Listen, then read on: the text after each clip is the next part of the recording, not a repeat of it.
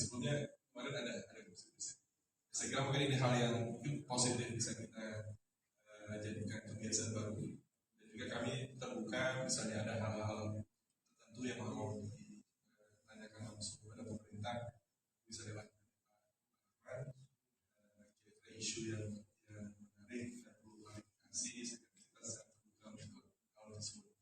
Nah, hari ini mungkin kita akan sedikit berbagi terkait dengan isu yang cukup hangat kami pantau di media massa dan juga di warung-warung kopi di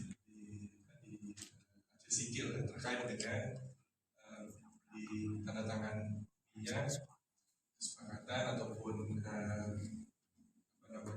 blok konsesi blok Singkil dan Labuh pada beberapa waktu yang lalu, dan mungkin kita hari ini akan fokus pada blok Singkil atau istilah daripada BPMA itu namanya OSWA. OSWA itu adalah Offshore Southwest Aceh.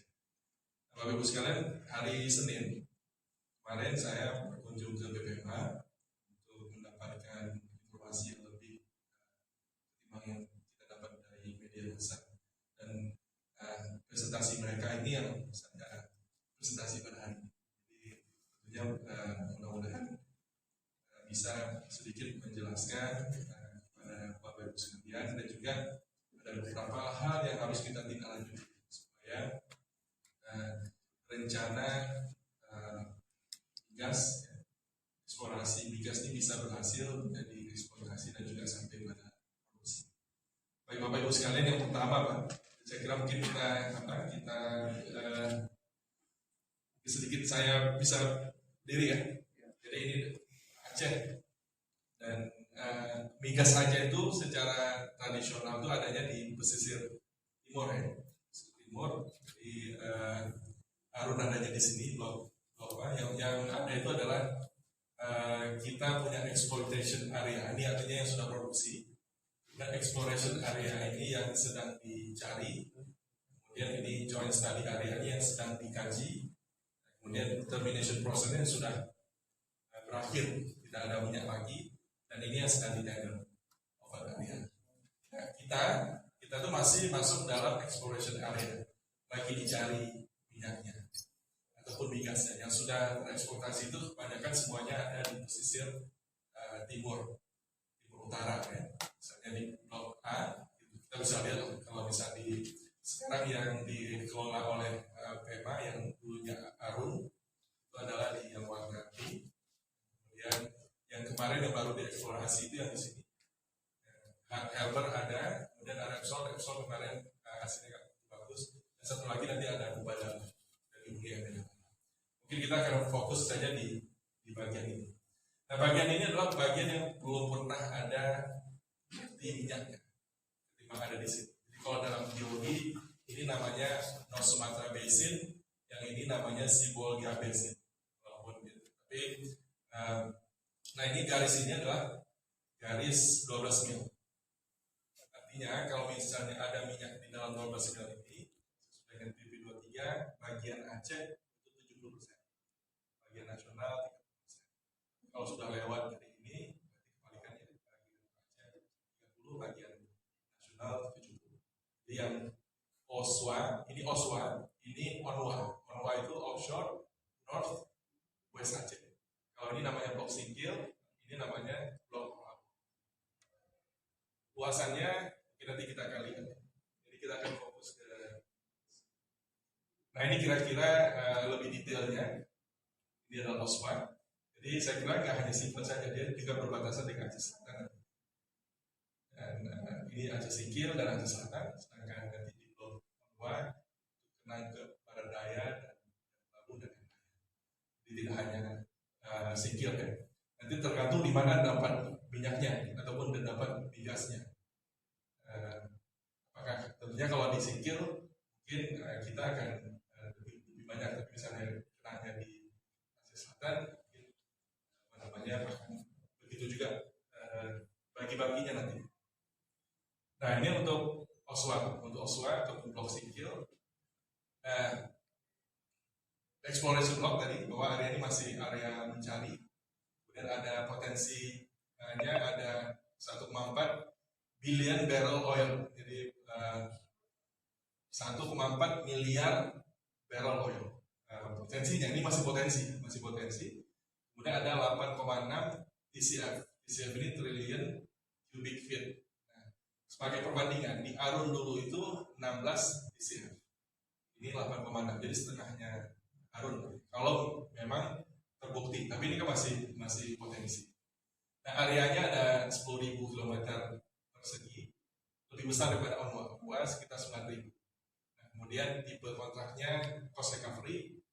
Cost recovery itu setelah dipotong uang ongkos produksi, baru nanti hasilnya akan dibagi. Nah, baginya 60-40% untuk minyak dan 55-45 untuk gas. 60 untuk pemerintah, 55 untuk yang ini untuk perusahaan. Itu juga kalau gas, 55 untuk pemerintah, 45 untuk perusahaan. Nah, ini pemerintahnya adalah pemerintah Indonesia. Jadi misalnya tadi ada, misalnya ini kan di 12 mil, 70-30, berarti 70-30 itu dari 60 itu dari bagian pemerintah. 60, misalnya 60, jadi 70% dari 60 berapa, itu larinya ke Aceh, 30% dari 60 itu lari ke Aceh. Nah, di Aceh lagi akan bagi lagi ke kabupaten kota, ke Sikil. Jadi nggak semua 70 itu masuk ke kabupaten Sikil. Tapi ada hitung-hitungan lagi lah. Nah, kemudian ini beberapa komitmen kemarin, signature bonus 50.000, ini setengahnya masuk ke Aceh nantinya. Nah, yang paling penting ini Pak, yang apa yang dilakukan dalam 3 tahun pertama setelah kontrak ini. Mereka akan melakukan seismik. Saya jalan naik kapal, ada BIM, sonar, mereka nembak ke bawah untuk membuat profil lapisan geologinya. Kemudian mereka akan melakukan exploratory well. Jadi ini sudah komitmennya mereka, kira-kira 15 juta US dalam 3 tahun. Jadi ini masih eksplorasi dalam 3 tahun, belum produksi. Jadi, dan ini juga belum tentu ada isinya. Karena memang kalau dari sisi geologi di sini dibanding dengan yang ini yang sudah proven, sudah terbukti, kematangan panasnya di sini lebih rendah. Artinya ada namanya thermal maturation, itu akan lebih rendah, jadi sehingga minyak itu belum masak, kira-kira seperti itu. Ada kemungkinan membentuk besar, tapi yang dilihatnya adalah formasi batuannya yang ketika dilihat dengan satelit, ini mereka semuanya masih data satelit, belum data. Ada formasi batuan yang menyerupai dengan formasi-formasi biasanya yang itu ada di sana. Jadi ini masih ini tercermin daripada bagi-bagi ini. Biasanya kalau yang di atas ini bisa sampai 80-20, karena memang resikonya lebih rendah. Ini karena resikonya lebih tinggi daripada di atas, makanya sepakat 60. Jadi makin tinggi resiko, maka perusahaan akan mengambil lebih besar karena kemungkinan rugi dan ataupun tidak dilakukan. Lanjut. Nah, ini mungkin yang perlu kita. Nah, ini beberapa tahap. Jadi saya kira ini yang perlu kita pahami, dan mungkin jangan terlalu heboh-heboh dulu, karena memang ada waktu. Jadi tentunya uangnya ada di sini Pak, ketika production profile, kalau bagi-bagi uang. Tapi tentunya tenaga kerja ini sudah dimulai dari sekarang. Kalau ini sudah, tapi yang paling besar nanti di sini. Jadi untuk eksplorasi, ya kalau kita ini bisa sampai 10 tahun. Kalau dari normal ya, tapi ini saya kira 3 tahun, mudah-mudahan tadi kontraknya 3 tahun bisa ketemu, jadi bisa langsung masuk ke dalam proses pembangunan. Jadi ini 2 tahun untuk lihat geologi, ini bisa 2-5 tahun untuk dapatkan profil, ini 2-4 tahun untuk exploratory drilling. Jadi ini saja prosesnya sudah cukup lama. Mudah-mudahan ini kita berharap dalam 3 tahun itu bisa ataupun kurang bisa dapat tempat yang bagus dan ada minyaknya. Nah ini adalah gambling.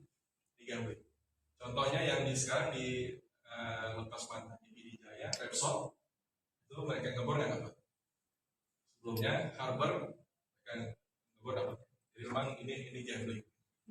Nah di sini yang paling banyak kebutuhan ini kalau ketemu berarti mereka akan membuat pabrik pengolahan dan sebagainya. Untuk membuat itu pasti butuh orang banyak, dari konstruksi, dari mekanik, sampai ke engineer. Nah, setelah ini baru kebutuhan tenaga kerjanya akan lebih sedikit, tapi lebih panjang. Ini baru mulai kita dapat anggaran.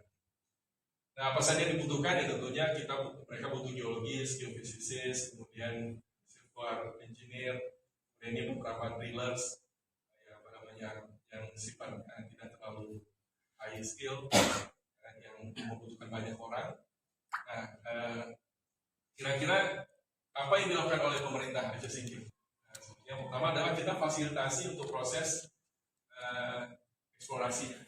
Mereka nanti kan akan datang social mapping. Mereka akan datang ke sini untuk mempelajari social mapping dan sebagainya. Ini mungkin kita butuh tenaga lokal, pendampingan. Kalau ada ahli-ahli kita di sini tentang sosial masyarakat, kita bisa hire dan sebagainya. Kemudian juga ada ketika misalnya mereka akan deploy kapal untuk ini, di situ mungkin nanti ada kena rumput dan sebagainya, itu juga akan ada. Tapi yang kita harapkan itu jangan jadi kita mengambil keuntungan yang terlalu besar, sehingga mereka bisa jadi akan nggak jadi karena memang terus terang ini menurut BPMA namanya Conrad. Nama besarnya adalah Conrad Asia, tapi mereka membuat yang Oswani satu, buat anak perusahaan lagi, yang ini anak perusahaan. Nah menurut BPMA ini sebenarnya perusahaan gila yang mau berani untuk masuk ke sini. Jadi memang dia memang cukup gambling, karena itu mereka juga minta kompensasinya juga harus besar.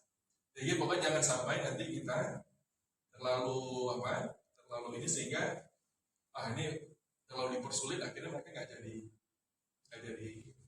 akan keluar. Nah itu yang kita harapkan. Tentunya ini kita akan fasilitasi, kita akan mudah. Ya, nanti kalaupun ada itu kearifan lokal, memang kita akan membela untuk mereka bisa adopsi dan sebagainya. Nah, kemudian yang kedua, apa yang perlu kita lakukan?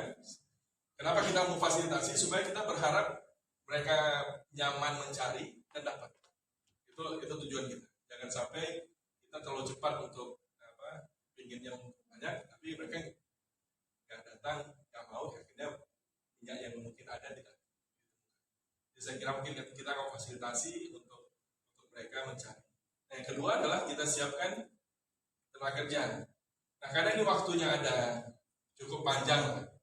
Jadi mungkin kita juga akan menyiapkan anak-anak muda kita yang sekolah di geologi, di geofisika dan sebagainya. Supaya nanti ketika mulai mereka akan bisa di hire di sini. Nah ini waktunya bisa sampai ini aja misalnya 3 tahun paling cepat ya. Di sini bisa 2 tahun, kemudian minimal ada 5 tahun lagi baru kita mulai produksi. Itu mungkin generasi muda kita ataupun yang lain kita bisa terserap daripada ini. Tidak hanya itu saja, mereka membutuhkan vendor. Saya juga mengatakan pada BPMA itu nanti ada vendor day, jadi diwajibkan memang para perusahaan ini untuk bekerja sama dengan vendor lokal, misalnya catering, ataupun perbaikan AC di kompleknya, ataupun lain-lain sebagainya lah. Yang sifatnya mereka melakukan rekanan. Nah untuk itu kita harus persiapkan standar mereka lah, standar internasional dan sebagainya. Dan mungkin kita di sini juga kita akan saya sudah minta kepada BPMA untuk menuliskan kompetensi apa saja yang dibutuhkan di masing-masing proses itu. Nah ketika kita dapat kompetensinya baru kita akan sediakan. Kalau memang ya kompetensi yang sifatnya S1, S2, berarti kita akan kasih beasiswa, cari beasiswa. Kalau hanya skill, kompetensi, ngelas, perbaiki AC dan sebagainya, kita bisa lewat BHK atau lewat dinas. Yang jelas, saya sudah minta untuk apa saja kompetensi masing-masing daripada proses ini, sehingga kita bisa memanfaatkan, jangan sampai kayak kasus kita di Sulawesi, di Arua, kasus kita di Menua, Jawa Timur, yang lebih banyak orang luarnya, karena kita tidak siap dengan kompetensi yang kita harus paham juga, nggak boleh kita memaksakan orang kita kerja kalau nggak ada kompetensi ini, karena mereka punya perusahaan juga nggak mau rugi juga, karena industri ini industri teknikal dan juga high risk, high skill. Mungkin itu yang bisa saya sampaikan untuk beberapa informasi. Silakan kalau memang ingin bertanya, dan mudah-mudahan saya berharap ini bisa menjadi menjadi peluang bagi Aceh City untuk bisa cepat lepas landas. Tapi tentunya prosesnya harus kita kawal dan juga kita buat mereka itu nyaman untuk investasi di Aceh City secara berkelanjutan. Dalam artian juga mereka peduli lingkungan, peduli sosial,